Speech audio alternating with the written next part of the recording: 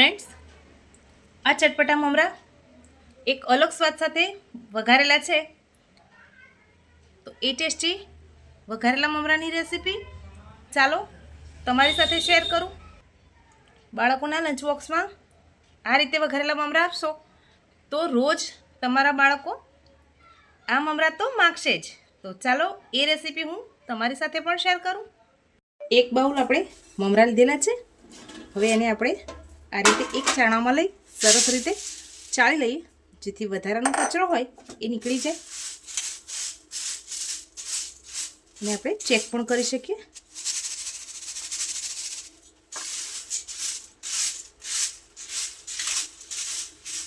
સરસ રીતે સાફ થઈ ગયા છે. નીચે આ રીતનો કચરો પણ નીકળી ગયો છે. હવે આપણે ગેસ ઉપર એક કઢાઈ રાખી દીધી છે. થોડી એવી ગરમ થાય પછી આપણે એમાં કશું પણ ઉમેર્યા વગર ખાલી મમરાને ઉમેરવાના છે. હવે ગેસની ફ્લેમને લો ટુ મીડિયમ કરી દઈશું. હવે આ મમરાને આપણે ઘણીવાર એવું થાય છે કે આપણે તેલમાં મસાલા નાખ્યા પછી મમરા ઉમેરી દઈએ તો મમરા ક્રિસ્પી થતા નથી અને દાજવા લાગે છે. તો પહેલાં આપણે આને આ રીતે શેકી લઈશું એટલે મમરામાં એકદમ ક્રન્ચી થઈ જાય.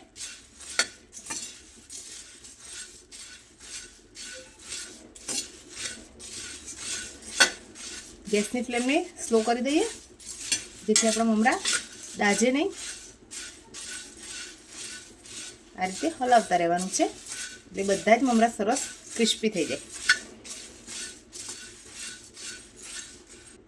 થોડીક જ વારમાં તમે જોઈ શકો છો, આના અવાજ ઉપરથી તમને લાગશે આપણા મમરા એકદમ સરસ ક્રન્ચી થઈ ગયા છે. હવે આને એક બાઉલમાં ટ્રાન્સફર કરી લઈએ. હવે આપણે ગેસ ઉપર ફરીથી કઢાઈ રાખી દીધી છે. હવે આપણે એમાં તેલ ઉમેરવાનું છે. તેલ એટલું જ ઉમેરવાનું છે જેટલા આપણા મમરા સરસ રીતે વઘારાઈ જાય. તેલ થોડું ગરમ થાય એટલે આપણે એમાં સિંગદાણા ઉમેરીશું.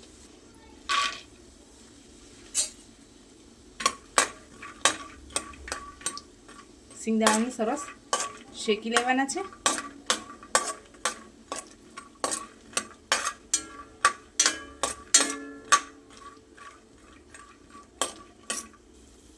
સિંગદાણા શેકાવા લાગે છે.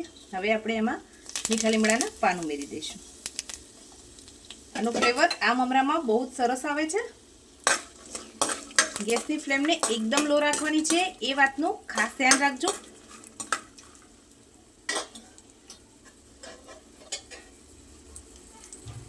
હવે આપણે આમાં સ્વાદ પ્રમાણે મીઠું ઉમેરી દઈશું. અડધી ચમચીથી થોડી વધારે હળદર ઉમેરીશું. હવે બધું સરસ મિક્સ કરી લઈએ. હવે આ જ સમયે આપણે મમરા ઉમેરી દેવાના છે. મમરા ઉમેરીને બધું સરસ એકવાર મિક્સ કરી લઈએ. તેલનું પ્રમાણ પણ એકદમ સરસ જ છે. મસાલા સાથે મમરા સરસ મિક્સ થઈ જાય એટલું તેલનું પ્રમાણ રાખવાનું છે. બહુ વધારે નથી અહીંયા. જો તમે જોઈ શકો છો.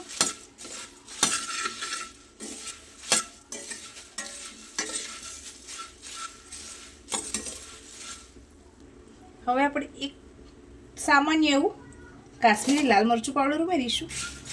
એને પણ મિક્સ કરી લઈશું.